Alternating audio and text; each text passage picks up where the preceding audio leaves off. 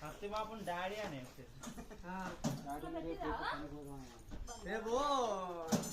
మళ్ళీ పోవాలి ఆలపోతే ఆలపోతే రావాలి మేమంతా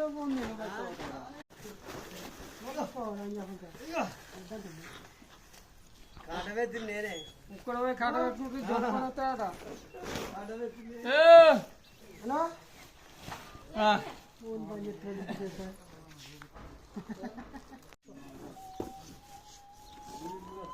కరెక్ట్ ఉంటే ఇలాగ బేటా చేద్దాం ఇవాళ